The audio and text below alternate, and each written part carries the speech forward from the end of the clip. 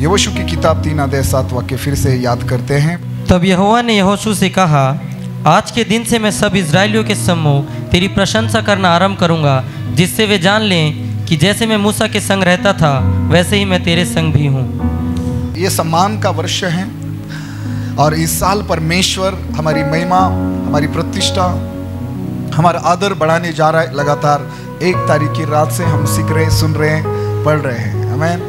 तो आइए ध्यान दे, यहाँ पर हमने पढ़ा कि परमेश्वर ने यहोशू से कहा कि मैं सब इस्राएलियों के सम्मुख तेरी प्रशंसा करना आरंभ करूंगा, जिससे वे जान ले कि जैसे मैं मूसा के संग रहता था वैसे ही मैं तेरे संग भी हूँ। आमीन। तो यहोशू के जीवन से जुड़ी हुई कई सारी बातें हमने सीखी हैं। आज हम यहोशू के जीवन से फिर से जुड़ी हुई बातों को थोड़ा समय सुनते हैं। बस एक महत्वपूर्ण बात मैं आपको समझाना चाहता हूँ। और हम जानते हैं कि किस प्रकार परमेश्वर ने यहोशू को नियुक्त किया मूसा के जाने के बाद, और फिर सारी कलीसिया के सामने पूरे देश में परमेश्वर ने यहोशू की महिमा बढ़ाई, बड़े बड़े काम करने के द्वारा, यरदन के 2 भाग करने के द्वारा, यरीहो की शहरपनाह गिराने के द्वारा, यरीहो शहर पर, आई शहर नगर पर कई सारे बड़े बड़े विजय परमेश्वर ने यहोशू को दिए और कैसे यहोशू की महिमा बढ़ाई। लेकिन आज मैं और एक बात यहोशू के जीवन से जुड़ी हुई आपको बताना चाहता हूँ। मेरे साथ खोलिए यहोशू की किताब 13 अध्याय और पहले वाक्य की ओर।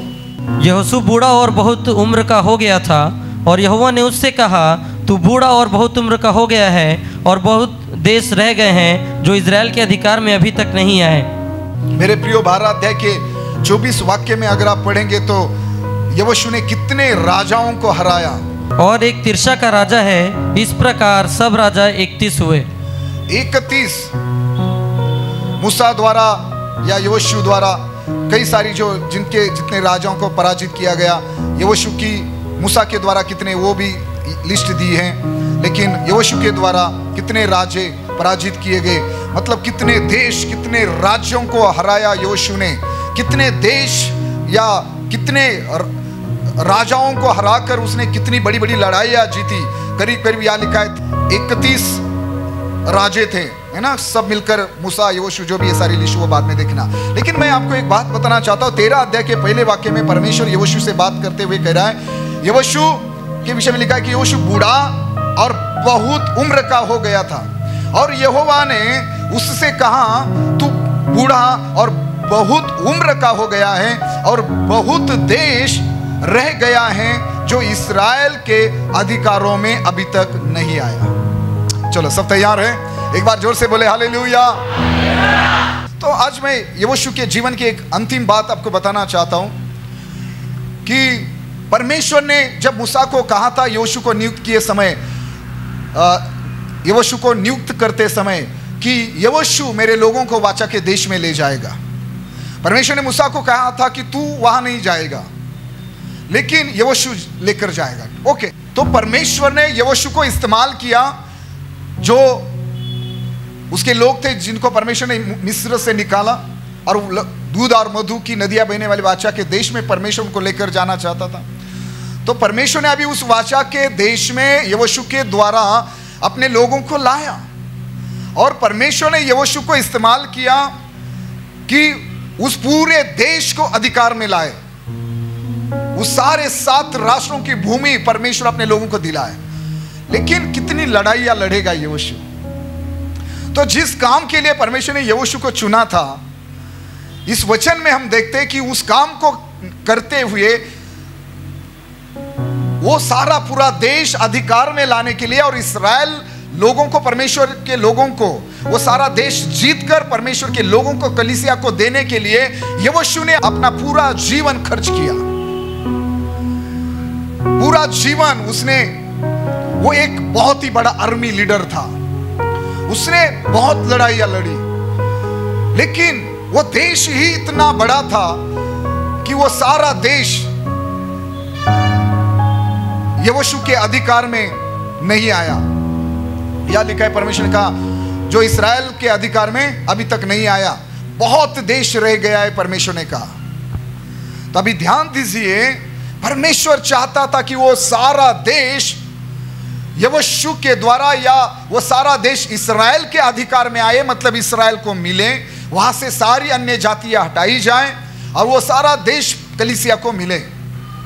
लेकिन हुआ ये, यहोशू की उम्र बढ़ती गई, लड़ाई करते करते, कलीसिया के लिए, परमेश्वर के लिए काम करते करते यहोशू बूढ़ा हो गया, उसकी बहुत उम्र हो गई और काम पूरा नहीं हुआ। जहां मूसा की कहानी खत्म होती है वहां व्यवस्था खत्म होती है। जहां यहोशू की सेवकाई शुरू होती है वहां नया नियम शुरू होता है। चर्च, मैंने कहा यहोशू बूढ़ा हो गया, अभी वो लड़ाई नहीं कर सकता, वो इनके साथ, इनके आगे आगे चल नहीं सकता, कलीसिया की अगुवाई नहीं कर सकता। लेकिन काम पूरा नहीं हुआ है, अभी वो बूढ़ा हो गया है। मैं आपको बताना चाहता हूं कि हम सभी को परमेश्वर ने किसी ना किसी मकसद से, किसी ना किसी सेवकाई के लिए, काम के लिए संसार से अलग किया है। परमेश्वर ने हमें चुना है और हमें रोपा है अपनी कलीसिया में, अपने राज्य में, अपनी सेवकाई के लिए। और हम इस यात्रा को कर रहे हैं, हम इस जीवन की यात्रा में हैं और एक दिन हमारी यात्रा समाप्त होने वाली है।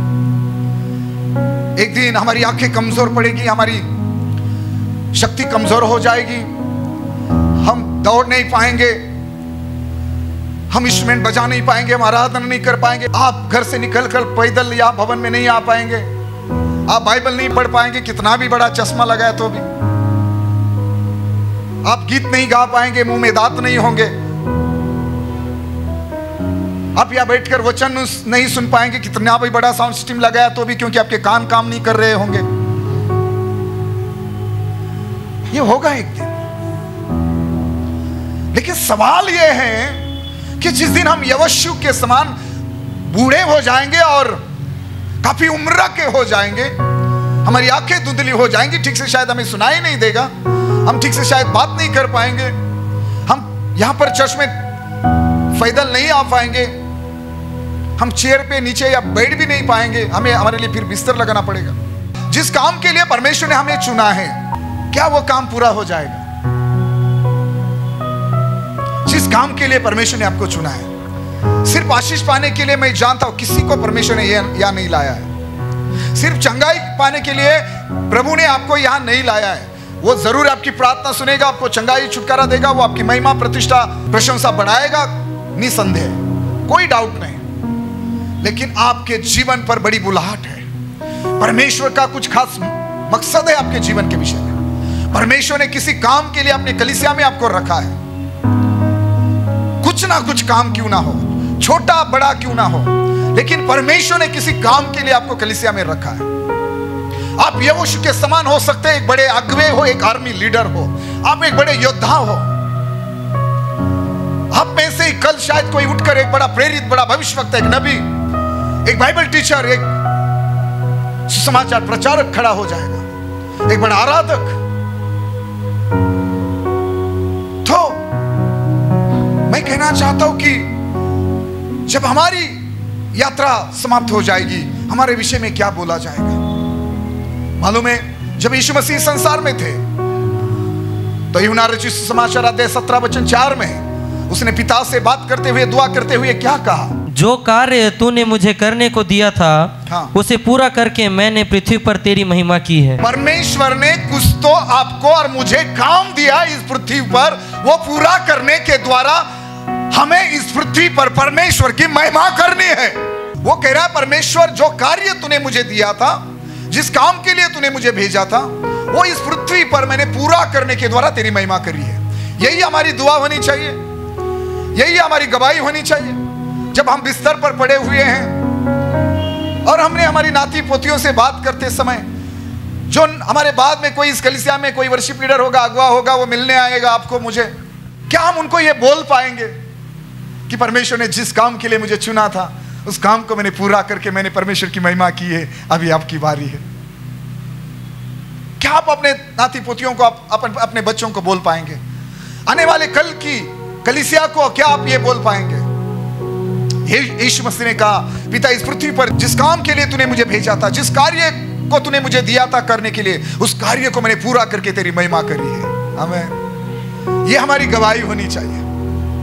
मेरे प्रियो, आज समय है, आज आप देख सकते हैं, आज बाइबल पढ़ सकते हैं, आज आप स्तुति कर सकते हैं, प्रभु के लिए भाग सकते हैं, गवाही दे सकते हैं, बीमारों के लिए दुआ कर सकते हैं। आज आप अपना समय दे सकते हैं, पैसा दे सकते हैं, कुछ ना कुछ प्रभु के लिए कर सकते हैं। उम्र बढ़ती जा रही है, उम्र बढ़ती जा रही है।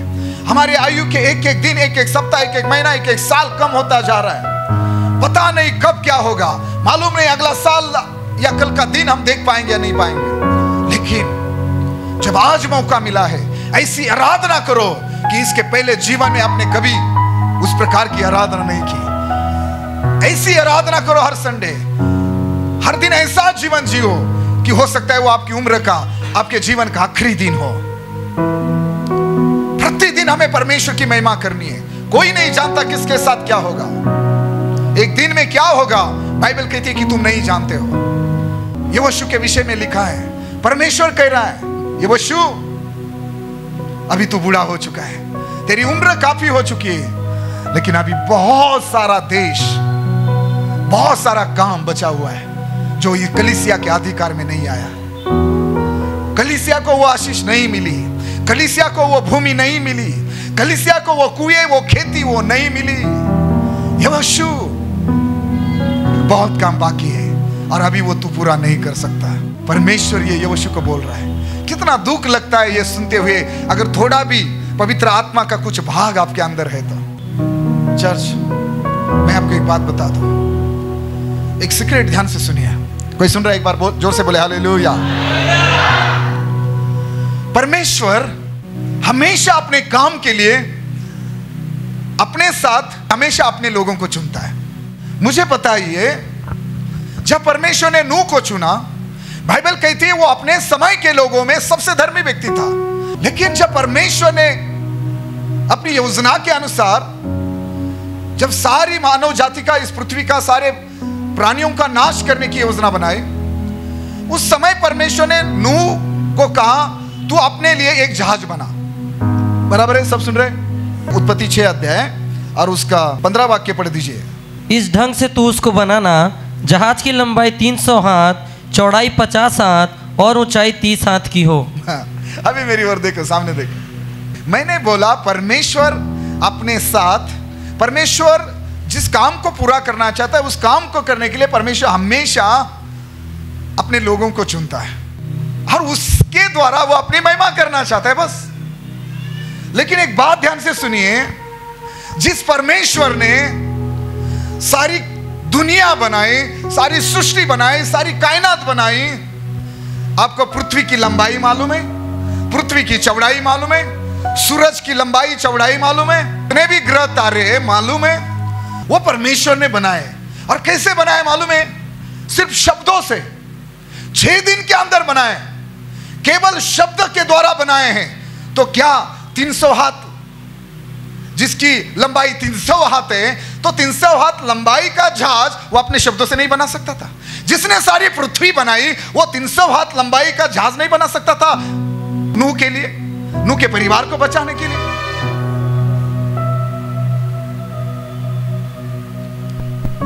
क्या परमेश्वर इस पूरे संसार को नहीं बचा सकता? लेकिन उसका अपना काम करने का एक तरीका है। सुनो, तो मैंने कहा कि जिस परमेश्वर ने सारी दुनिया बनाई, सारे संसार को बनाया, वो परमेश्वर एक 300 हाथ लंबाई का जहाज नहीं बना सकता था नूह के लिए? बना सकता था, लेकिन उसने नूह को कहा तू बना। यही बात मैं आपको समझाना चाहता हूं कि परमेश्वर ने अपने काम के लिए आपको और मुझे चुना है। परमेश्वर ने हमें उसका काम करने के लिए एक मौका दिया, अवसर दिया है, और उस काम को हमें पूरा करना है। 120 साल नूह ने प्रचार किया, एक भी व्यक्ति नहीं बचाया गया। परमेश्वर ने सुसमाचार के लिए नूह को नहीं चुना था, धार्मिकता का प्रचार करने के लिए परमेश्वर ने नूह को नहीं चुना था। उस समय के लोगों को, उस पीढ़ी को 120 साल प्रचार करने के लिए परमेश्वर ने नूह को नहीं चुना था, गवाही देने के लिए नूह को नहीं चुना था, सुसमाचार प्रचार करने के लिए मैंने कहा नहीं चुना था। लेकिन परमेश्वर ने नूह को चुना था कि वो एक जहाज को बनाए और वो अपने परिवार को बचाए, और वो काम उसने पूरा किया। 120 साल उसने प्रचार किया, किसी ने विश्वास नहीं किया, सारे लोग नाश हुए। जिस काम के लिए आपको परमेश्वर ने नहीं चुना वो मत करो, लेकिन जिस काम के लिए परमेश्वर ने आपको चुना है अपनी सारी ताकत लगाकर वो काम करो। मरने के पहले, बूढ़े होने के पहले जितना बाइबल पढ़ना है आप ही पढ़ो, जब तक आंखें काम कर रही है। चर्च, जितना हो सकता है परमेश्वर के भवन में आते रहो, परमेश्वर के भवन में बने रहो। कल इच्छा होकर भी नहीं आ पाएंगे, और एक बूढ़ी औरत को, एक बूढ़े पुरुष को, चाहे वो आपके बच्चे क्यों ना हो, आप उनके माता पिता क्यों ना हो, शायद आपके बच्चे आपको उठाकर चर्च में लाना पसंद नहीं करेंगे।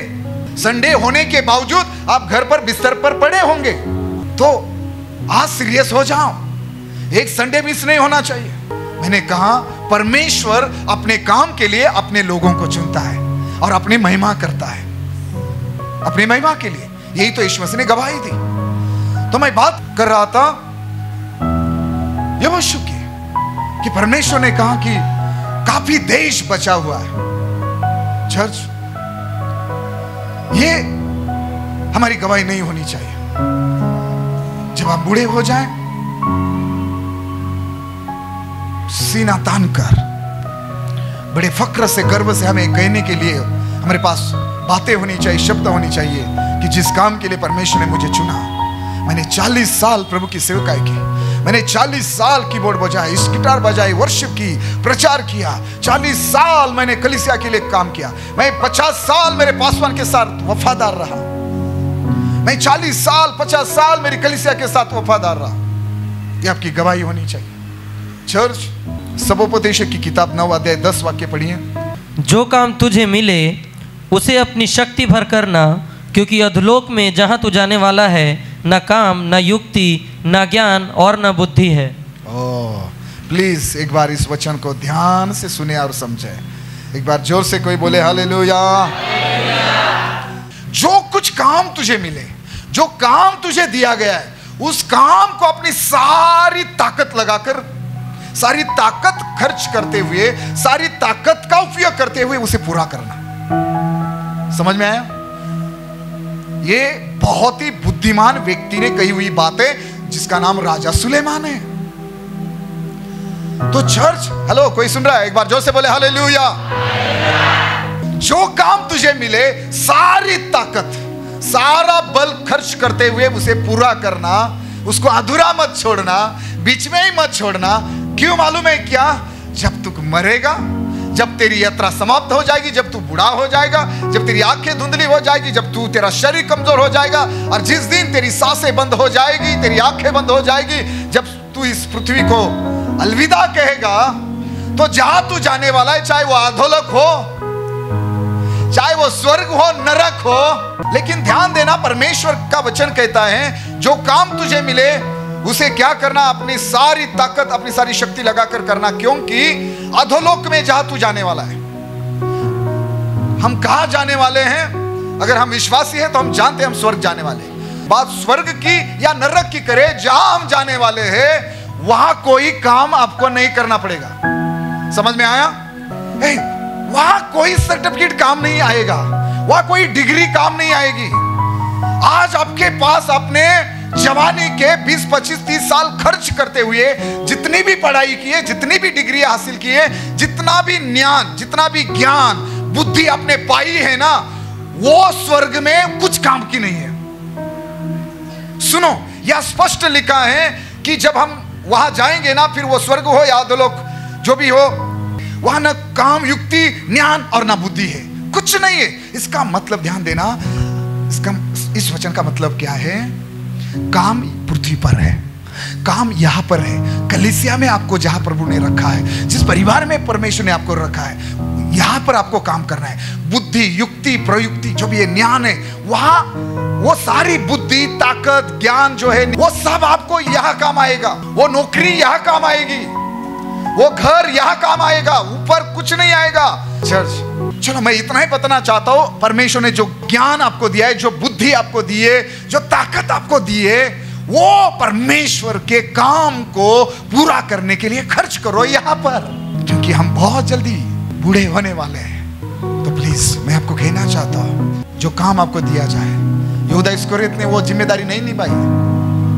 वो वफादार नहीं था, वो चुराता था, उसने खजांची का काम नहीं निभाया, इसलिए उसकी जगह दूसरे को नियुक्त किया गया बाद में। चर्च, परमेश्वर ने आपको चुना है। देखो मुर्दकै ने एस्तेर से क्या कहा। मुर्दकै ने एस्तेर से कहा, कोई पढ़ दीजिए, एस्तेर की किताब 4 अध्याय वाक्य 14, क्योंकि जो तू इस समय चुपचाप रहे तो और किसी न किसी उपाय से यहूदियों का छुटकारा और उद्धार हो जाएगा, परंतु तू अपने पिता के घराने समेत नष्ट होगी। क्या जाने तुझे ऐसे ही कठिन समय के लिए राजपद मिल गया हो। मुर्दकै ने एस्तेर से कहा कि तू कैसे चुप रह सकती है, तू कैसे अपने लोगों को बचाने के लिए कुछ नहीं कर सकती, तुझे करना पड़ेगा, तुझे परमेश्वर के लोगों को बचाने के लिए राजा के सामने जाना पड़ेगा। लेकिन अभी मुर्दकै इन सारे यहूदी लोगों को हामान से बचाना चाहता है, लेकिन एस्तेर तैयार नहीं है। कुछ नियमों के कारण राजमहल में जाने के लिए कुछ नियम हैं, और बीते 30 दिन से एस्तेर कह रही है मैं राजा के सामने नहीं जा पाई, क्योंकि राजा की ओर से मुझे कुछ न्योता नहीं मिला, आमंत्रित किया नहीं गया, मुझे बुलाया नहीं गया। और एक नियम है, हेलो कोई सुन रहा है, एक नियम है कि बिना बुलाए अगर कोई राजमहल में जाता है, राजा के सामने जाता है, तो उसे मृत्युदंड दिया जाता है। तो एस्तेर ने कहा कि मैं कैसे जाऊं। एस्तेर का कहने का यह स्पष्ट मतलब था कि मैं नहीं जा सकती, अगर मैं जाती हूं लोग बच जाएंगे नहीं बच जाएंगे मालूम नहीं, लेकिन मैं जानती मैं खुद नहीं बच पाऊंगी, मैं खुद मारी जाऊंगी। कोई सुन रहा है? तो चर्च ध्यान दीजिए मुर्दकै की बातों पर। वो कह रहा है, एस्तेर को याद दिला रहा है, क्योंकि जो तू इस समय चुपचाप रहे तो और किसी ना किसी उपाय से यहूदियों का छुटकारा और उद्धार हो जाएगा। ध्यान देना, परमेश्वर अगर किसी व्यक्ति को बचाना चाहता है, परमेश्वर अगर किसी काम को पूरा करना चाहता है, वो जहाज को बनाना हो या 127 प्रांत के यहूदी लोगों को बचाना हो, अगर परमेश्वर चाहे तो वो खुद बचा सकता है। सुनो, वो खुद बचा सकता है, लेकिन परमेश्वर का आनंद क्या है मालूम है क्या? परमेश्वर वो काम आपको और मुझे देता है, वो हमारे साथ मिलकर काम करता है और उसे बड़ा आनंद मिलता है। वो इस प्रकार अपनी महिमा करता है। जब आपको दिया हुआ काम आप पूरा करते हो, परमेश्वर को महिमा मिलती है। परमेश्वर ने अपनी महिमा के लिए ही हमें बनाया है। तो अभी एस्तेर को मुर्दकै कह रहा है, अगर तू चुपचाप रही तो परमेश्वर ये करेगा किसी ना किसी के द्वारा। देखो, अगर नून नहीं करेगा, सुनो, अगर हम नहीं करेंगे तो परमेश्वर किसी ना किसी को खड़ा करेगा। दुख की बात यह है कि यहोशू के समान कोई अगुवा काफी साल तक परमेश्वर को नहीं मिला, इसीलिए कलीसिया को बड़ी तकलीफ सहनी पड़ी काफी साल। बहुत दिन के बाद कोई एक व्यक्ति मिला जो परमेश्वर के मन के अनुसार था, और वो दाऊद था। शाऊल ने परमेश्वर की बात नहीं मानी, आज्ञा नहीं मानी, तो परमेश्वर चुपचाप रहा। नहीं, परमेश्वर ने दाऊद को खड़ा किया। जो काम परमेश्वर ने आपको दिया है वो आप नहीं करेंगे। परमेश्वर चाहता है आप हर संडे यहां हो, परमेश्वर चाहता है आप उसके लिए ताली बजाए, उसके लिए गाए, नाचे, आराधना करे, गवाहियां दे, अपनी भेंट दे, ऑफरिंग दे, टाइट दे, 10वां भाग दे, वचन सुने और आत्मिक जीवन में बढ़ते जाए और सेवकाई करे। लेकिन आप वो नहीं करेंगे तो यकीन मानो अगली बार आपकी जगह कोई और बैठा होगा, और बैठा होगा, और आपकी जगह कोई और होगा जो प्रभु के लिए नाच रहा होगा या तालियां बजा रहा होगा, गीत गा रहा होगा आपकी जगह। तो परमेश्वर का काम रुकने वाला नहीं है। लेकिन एक बात हमें समझने के लिए मदद मिलती है कि परमेश्वर खुद काम नहीं करता, वो हमें मौका देता है, वो हमें चुनता है, उसने हमें चुना है। तो मुर्दकै का यही कहना है कि तू अगर ये काम नहीं करेगी, अपने लोगों को नहीं बचाएगी, परमेश्वर के लोगों के लिए राजा के सामने जाकर विनती नहीं करेगी, परमेश्वर के लोगों के लिए प्रार्थना नहीं करेगी, परमेश्वर के लोगों के लिए कुछ नहीं करेगी, तो इसका मतलब परमेश्वर के लोग नहीं बचेंगे क्या? वो बचेंगे, परमेश्वर उनको बचाएगा किसी ना किसी के द्वारा। मतलब कोई ना कोई होगा परमेश्वर जिसको खड़ा करेगा, परमेश्वर किसी को इस्तेमाल करेगा। और मालूम है, मुर्दकै ने कहा कि क्या जाने तुझे ऐसे ही कठिन समय के लिए राजपद मिल गया होगा। परमेश्वर ने तुझे राजपद दिया है, यानी कि राजा की रानी होने के लिए तुझे परमेश्वर ने चुना, तुझे रानी बनाया है। हो सकता है परमेश्वर जानता था कि एक समय आएगा और हमान जैसा व्यक्ति सारे यहूदियों को मारने के लिए प्लान बनाएगा, तो परमेश्वर ने पहले से ही यहूदी लोगों के बीच में से ही एक रानी को खड़ा करके रखा है। परमेश्वर जानता था एक दिन सारे यहूदियों की जान लेने की, सारे यहूदी लोगों को मारने की योजना बनाई जाएगी। तो यहूदी लोगों को बचाने के लिए मैं किसी यहूदी ही व्यक्ति को पहले से ही खड़ा करूंगा। यहूदी लोगों को बचाने के लिए मैं किसी यहूदी व्यक्ति को ही खड़ा करूंगा। यह मुर्दकै एस्तेर को समझा रहा है कि यह परमेश्वर की योजना होगी और इसलिए आज तू रानी है। तो तू यहूदी लोगों की रानी होने के कारण, मतलब यहूदी लोगों में से परमेश्वर ने तुझे रानी बनाई है, इसलिए यहूदी लोगों को तुझे बचाना पड़ेगा। अगर तू नहीं बचाएगी तो परमेश्वर जानता है उनको कैसे बचाना है, लेकिन तू नहीं बचेगी, तेरा घराना नहीं बचेगा। यही अगर आप समझ गए तो बहुत होगा। आप बूढ़े होने के पहले, आपकी उम्र हो जाने के पहले, जिस काम को परमेश्वर ने आपको चुना है, पूछो परमेश्वर को, प्रभु तूने मुझे क्या काम दिया है, मैं क्या करूं तेरे भवन के लिए, मैं क्या करूं तेरी कलीसिया के लिए, मैं क्या करूं तेरे लोगों के लिए। परमेश्वर मुझे इस्तेमाल कर, मुझे अनुग्रह दे कि मैं किसी को अपनी गवाही दे सकूं, मुझे अनुग्रह दे कि मैं किसी को समाचार सुना सकूं, मैं किसी के लिए दुआ कर सकूं, मैं किसी को चर्च में ले जा सकूं। प्रभु मुझे अनुग्रह दे, मुझे दूसरों के लिए आशीष का कारण बना।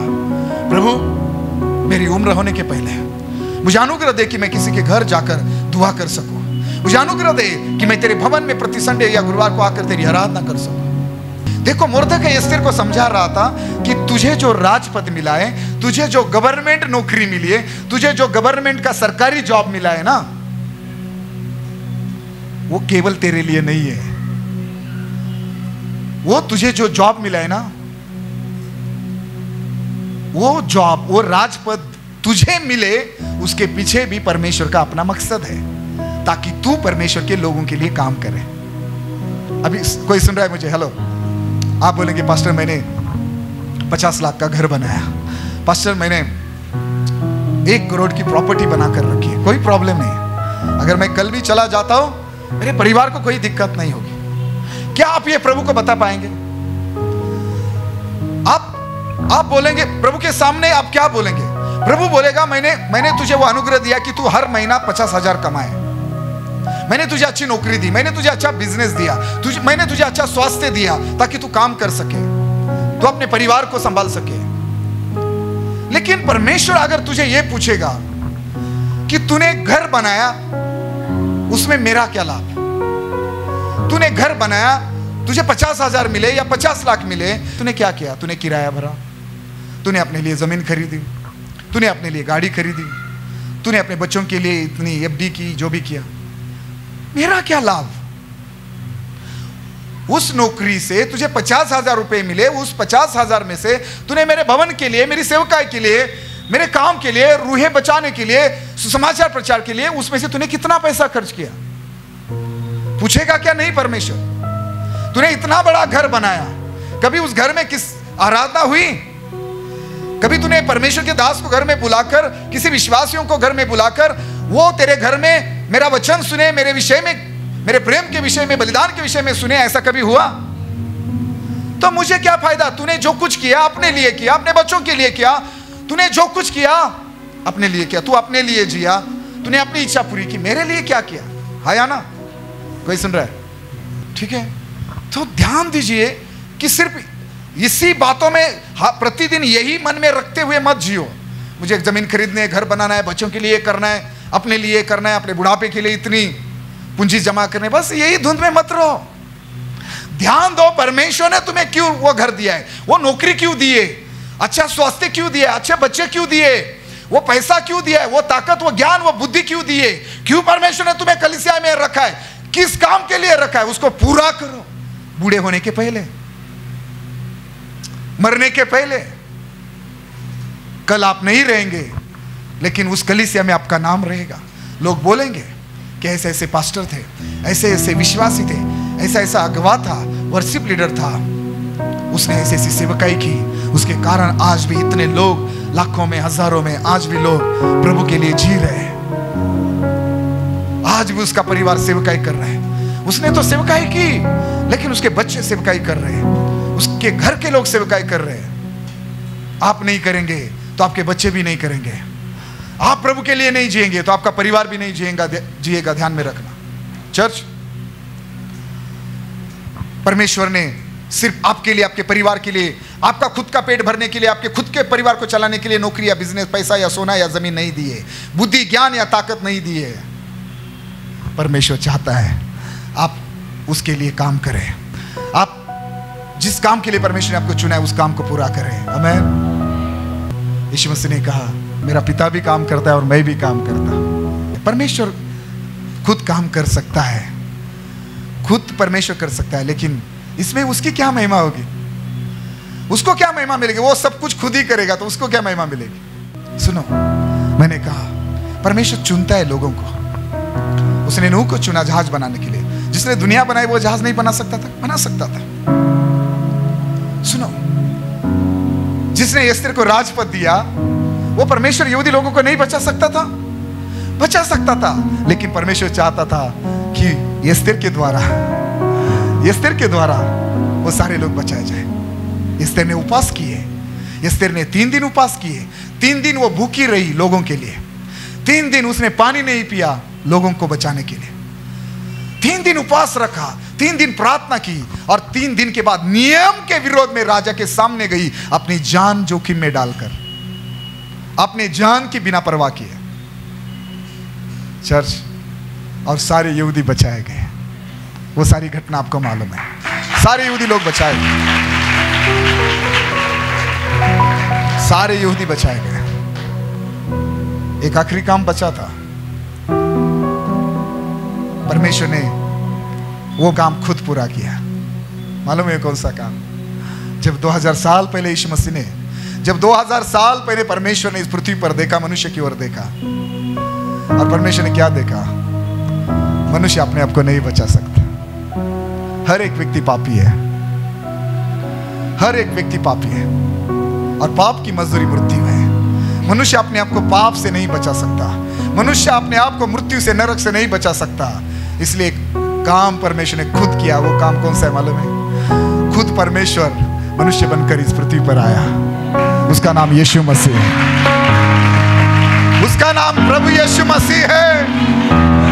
वो खुद मनुष्य बनकर इस पृथ्वी पर आया, आपको और मुझे पाप से, शाप से, नशा से, बीमारी से, मृत्यु से, नरक से बचाने के लिए वो मनुष्य बनकर आया।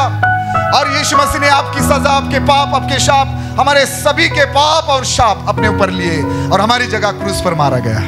वो गाड़ा गया, तीसरे दिन फिर जी उठा, 40 दिन के बाद स्वर्ग उठाया गया। आज वो पिता की दाहिनी तरफ आज भी हमारे लिए दुआ प्रार्थना करता है, और वो बहुत जल्दी आपकर मुझे लेने के लिए आने वाला है। लेकिन मैंने कहा कि एक काम जो हम नहीं कर सकते थे, फिर से परमेश्वर ने उस काम को पूरा किया 2000 साल पहले इस पृथ्वी पर आकर। वो काम था आपका और मुझे उद्धार देने का, आपका और मुझे बचाने का। ध्यान देना, यीशु मसीह उद्धार करता है। उसने आपके और मेरे पापों के लिए क्रूस पर अपनी जान दी, अपना लहू बहाया। यीशु मसीह आपके पापों के लिए, मेरे पापों के लिए क्रूस पर मारे गए। वो गाड़ा गया आपके लिए, मेरे लिए। वो जी उठा आपके लिए, मेरे लिए। तो मैं आपको कहना चाहता हूँ, यीशु मसीह प्रभु है। यीशु मसीह उद्धार करता है। यीशु मसीह पर विश्वास कीजिए। यीशु मसीह के द्वारा पापों की क्षमा है, मुक्ति, मोक्ष, उद्धार है। यीशु मसीह पर विश्वास करने से किसी की जात, धर्म नहीं बदलेगी, और बदलने की जरूरत भी नहीं है। लेकिन यीशु मसीह पर विश्वास करो, आपकी परिस्थिति भी बदलेगी और जीवन भी बदलेगा। आमीन, हालेलुया। चर्च, परमेश्वर ने हमेशा अपने काम को इस पृथ्वी पर सेवकाई के लिए, अभी यीशु मसीह आकर क्रूस पर अपनी जान नहीं देगा, लहू नहीं बहाएगा। वो गांव-गांव जाकर बीमारों को चंगा नहीं करेगा। वो गांव-गांव जाकर, गली-गली, मोहल्ले में, जिले में, राज्य में, देश-देश में जाकर बीमारों को ठीक नहीं करेगा, दुष्ट आत्मा को नहीं निकालेगा, सुसमाचार प्रचार नहीं करेगा, मरे हुओं को वो जीवित नहीं करेगा। वो खुद आकर ये नहीं करेगा। ये काम कलीसिया को, आपको और मुझे दिया है, और ये आप नहीं करोगे तो आपके जीवन में जो काम परमेश्वर ने आपको दिया था वो अधूरा रहेगा। और परमेश्वर उस दिन आपको कहेगा, जिस दिन आप उसके सिंहासन के सामने खड़े रहेंगे, और आपको बहुत बुरा लगेगा। वो कहेगा, ब्रदर, मैंने तुझे इस काम के लिए चुना था, तूने किया, लेकिन बस अधूरा है, उसे पूरा नहीं किया। यीशु मसीह के साथ कई सारी बहनें थी जो पैसे देने के द्वारा सेवकाई करती थी, सेवा करना मतलब सिर्फ आकर प्रचार करना नहीं है। सेवा करना मतलब सिर्फ दुष्ट आत्माओं को निकालना नहीं है। चर्च, दशांश देना, सेवकाई की जरूरतें पूरी करना, ऑफरिंग देना, यह भी सेवा है। गवाही देना, सुसमाचार प्रचार करना, प्रार्थना करना, यह भी सेवकाई है। बीमारों के लिए प्रार्थना करना, दुष्ट आत्माओं को निकालना, लोगों को गवाही देकर चर्च में लेकर आना, कई सारी सेवकाई है। सब प्रेरित भविष्यवक्ता, बाइबल टीचर, समाचार प्रचारक नहीं है, पासवान नहीं है, लेकिन सबको कुछ ना कुछ काम दिया है। प्रेरित 6 अध्याय में हमने देखा कि हम जानते हैं कि किस काम के लिए लोगों को 7 लोगों को चुना गया, खिलाने पिलाने की सेवा करने के लिए, खिलाने पिलाने की सेवा। पवित्र आत्मा ने कहा पौलुस और बरनबास को अलग रखो, जिस काम के लिए मैंने उनको चुना है वो काम पूरा करने के लिए। हर एक के लिए अलग अलग काम रखा है प्रियो। अभी आप ढूंढो, आप पूछो प्रभु को कि प्रभु मुझे आपके लिए क्या करना है। बस यही विजन रखो, यही दर्शन रखो कि मैं बूढ़ा हो जाऊं, मेरी आंखें धुंधली हो जाए, मेरी बहुत उम्र हो जाए, उसके पहले मेरे जीवन में जिस काम के लिए परमेश्वर ने मुझे चुना है उस काम को मैं पूरा करूंगा, उसे अधूरा नहीं रखूंगा और मेरे जीवन से परमेश्वर की मैं महिमा करूंगा। मेरे जीवन में मुझे परमेश्वर के काम को करना है और वो भी अधूरा नहीं, पूरा करना है। आमीन। उसने पतरस को कहा तू मछलियां पकड़ने वाला है, अभी मैं तुझे मनुष्य पकड़ने का काम तुझसे कराऊंगा। किया या नहीं? एक ही प्रचार में 3000 लोग पतरस के प्रचार में बच गए। पतरस रास्ते से चलता है, उसकी परछाई से बीमार चंगे होते हैं। परमेश्वर ये आपके साथ भी करेगा, आपके द्वारा भी करेगा, बस आपकी तैयारी होनी चाहिए। परमेश्वर मैं आज से ये जाल, ये जहाज सब छोड़ने के लिए तैयार हूं, मैं तेरा काम करूंगा। आज तक मैंने मछलियां पकड़ने का काम किया, आज से मैं मनुष्य को पकड़ने का, यानी कि मनुष्य को बचाने का, उनको उनके लिए दुआ करने का, उनको गवाही देने का, समाचार प्रचार करने का काम करूंगा। उनको मैं प्रभु तेरे पास लाने का, तेरे भवन में लाने का काम करूंगा। आज किसी पतरस की प्रभु को जरूरत है। कितने दिन काम में उलझते रहोगे, अपने जाल डालते रहो, काम करते रहो। जो सफलता है ना नहीं मिलेगी। अगर आप परमेश्वर का काम करने के बजाय सिर्फ मछलियां पकड़ने का काम करोगे तो वो संघर्ष, वो परिश्रम आपके जीवन का हिस्सा बना रहेगा। वो सफलता, वो कामयाबी आपको नहीं मिलेगी। परमेश्वर की महिमा आपके जीवन में नहीं होगी। एक बड़ी दुख की बात यीशु मसीह ने कही, मत्ती 9:37 वाक्य कोई पढ़ दीजिए प्लीज। तब उसने अपने चेलों से कहा, पके खेत तो बहुत हैं पर मजदूर थोड़े हैं। लिखा है पक्के खेत तो बहुत है। लिखा है क्या पक्के खेत कम है? लिखा है क्या सुसमाचार सुनने वाले लोग कम है? विश्वास करने वाले लोग कम है? चर्च में जाने के लिए लोग कम है? यीशु के पीछे आने के लिए लोग ही नहीं है? लोग बहुत है। ध्यान से सुनना, पके हुए खेत बहुत हैं। काम करने के लिए काम बहुत है, लेकिन काम करने के लिए कमी क्या है मालूम है? यीशु मसीह ने कहा मजदूरों की कमी है। मजदूरों की जो काम परमेश्वर ने दिया है ना, वो काम करने वाले। देखो, आराधना करने वालों की कमी है, इंस्ट्रूमेंट बजाने वालों की कमी है, प्रचार करने वालों की कमी है। कमी कौन विश्वास करेगा? आप क्या किसी जंगल में रहते हैं? मैं किसको सुसमाचार सुनाऊं? मुझे एक भी आदमी नजर नहीं आ रहा, मुझे दूर दूर तक कोई मनुष्य नजर नहीं आ रहा। आप किसी रेगिस्तान में रहते हो, मैं किसको गवाही सुनाऊं प्रभु? मैं किस बीमार व्यक्ति के लिए दुआ करूं? मैं किसके पास जाऊं? मुझे चारों तरफ बस पेड़ नजर आ रहे, जानवर नजर आ रहे। ऐसा है क्या? यीशु मसीह बोल रहे पके हुए खेत बहुत है, मजदूरों की कमी है। दुआ करो कि मजदूर, कैसे लिखा है आगे? खेत के स्वामी से विनती करो कि वो अपने खेत काटने के लिए मजदूर भेज दे। किसी के समझ में आ रहा है? उसने ईशा भविष्यवक्ता को पूछा, मैं किसको भेजूं, मेरे लिए कौन जाएगा? कब तक सिर चंगाई यहां आकर, कब तक चंगाई मांगोगे? कब दूसरों को चंगाई मिलने के लिए आप दुआ करने वाले बनोगे? कब यहां, कितने दिन तक यहां सिर्फ यही दुआ करोगे, प्रभु मुझे आशीष दे? कब कहोगे प्रभु मुझे दूसरों के लिए आशीष का कारण बना? है ना? किस प्रकार का मसीह जीवन हम जी रहे हैं। परमेश्वर ने यहोशू के समान आपको और मुझे चुना है। हो सकता है आप लोग काम कर रहे हैं, लेकिन आपका आज से इस साल के लिए दर्शन ये होना चाहिए, आज से अपने जीवन के लिए दर्शन ये होना चाहिए, परमेश्वर जिस दिन मेरी यात्रा पूरी हो जाए इस संसार में, जब मैं बूढ़ा हो जाऊं, काफी उम्र का हो जाऊं, ऐसा ना हो कि जिस काम के लिए तूने मुझे चुना था वो अधूरा रहे। आमीन। प्रभु कोई भी काम मेरे जीवन में अधूरा ना रहे, कोई काम अधूरा ना रहे। आमीन। मजदूर कमी है, मजदूरों की कमी है, अगवे लोगों की, पास्टर लोगों की, भविष्यवक्ताओं की कमी है, बाइबल टीचर की कमी है, चेयर उठाने वालों की, झाड़ू पोछा लगाने वालों की कमी है।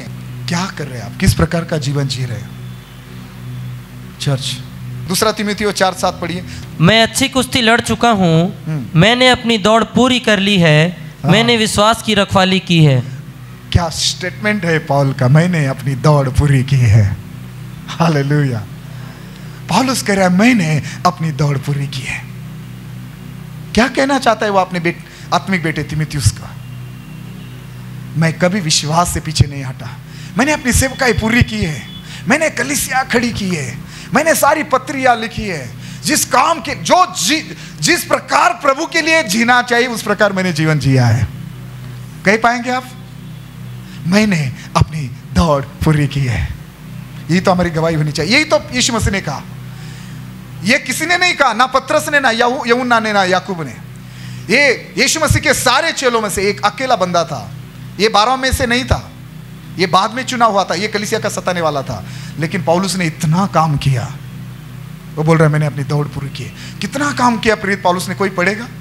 जिस जगह में, इलाके में परमेश्वर ने उसको भेजा था ना, एक बड़ी गवाही लिखी है। कोई पढ़ दीजिए, रोमियो 15:23। परंतु अब इन देशों में मेरे कार्य के लिए और जगह नहीं रही और बहुत वर्षों से मुझे तुम्हारे पास आने की लालसा है। वाह, क्या लिखा है? परंतु अब इन देशों में मेरे कार्य के लिए और जगह नहीं रही। सुनो, मतलब जिस देश में प्रेरित पौलुस गया ना, इतना सुसमाचार सुनाया, इतना वचन प्रचार किया, अभी कोई जगह नहीं बची थी।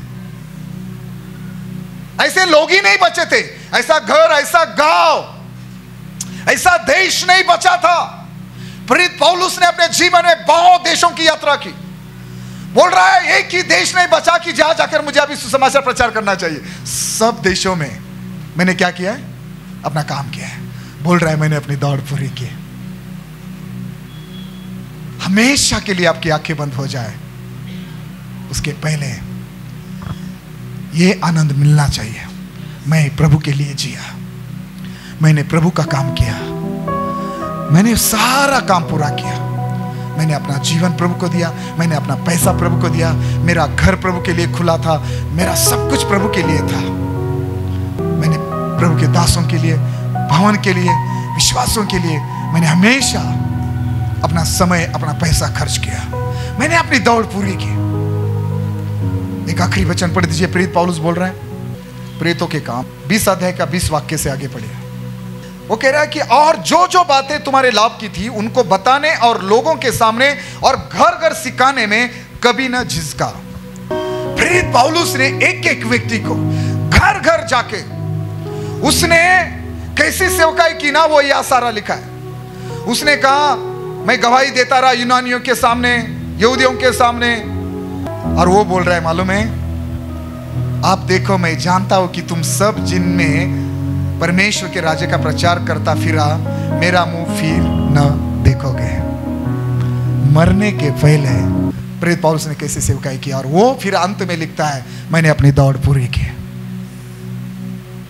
और वो यीशु के लिए जिया, यीशु के लिए जेल गया, यीशु के लिए उसने मार पीट, भूखा रहना, बहुत अपमान निंदा सही, और अंत में वो रोम शहर में ही एक सम्राट के द्वारा मारा गया यीशु के कारण। उसने अपने उम्र के अंतिम सारे दिन रोम शहर की जेल में बिताए, और फिर एक सम्राट, एक बादशाह के द्वारा वो मारा गया। चर्च, ये लोग यीशु के लिए जिए, और इन्होंने अपने जीवन की यात्रा पूरी करते हुए कहा हमने अपनी दौड़ पूरी की है। बस इतना ही कहना चाहता हूँ। यहोशू के जीवन से मैं बात कर रहा था। परमेश्वर ने यहोशू से कहा, यहोशू अभी तू बूढ़ा हो चुका है, तेरी उम्र हो चुकी है, लेकिन कलीसिया को जो सारा देश मिलना चाहिए था, जो सारा देश कलीसिया के अधिकार में आना चाहिए था, वो बहुत बाकी है। चर्च, परमेश्वर ने आपको बड़े काम के लिए चुना है। कुछ ना कुछ काम परमेश्वर आपके द्वारा करने के द्वारा, आपके द्वारा पूरा करके अपनी महिमा करना चाहता है। इसीलिए परमेश्वर के काम पर ध्यान दो। रात दिन अपने लिए जी रहे, बिजनेस कर रहे, नौकरी कर रहे, अपने लिए भाग रहे, अपने लिए, अपने परिवार के लिए, बच्चों के लिए बटोर रहे, परमेश्वर के लिए क्या कर रहे, उसकी कलीसिया के लिए, उसके राज्य के लिए क्या कर रहे, इस बात पर ध्यान दो। जो काम परमेश्वर ने आपको दिया है उसे पूरा करो और इस पृथ्वी पर उसकी महिमा करो। आमीन, हालेलुया। जो काम परमेश्वर ने आपको दिया है उस काम को पूरा करो, उसको अधूरा मत छोड़ो, उसको पूरा करने के द्वारा परमेश्वर की महिमा करो। यह परमेश्वर आपके द्वारा आपसे चाहता है। आमीन। कितने लोगों ने आज का वचन सुना, हाथ को उठा करके आमीन।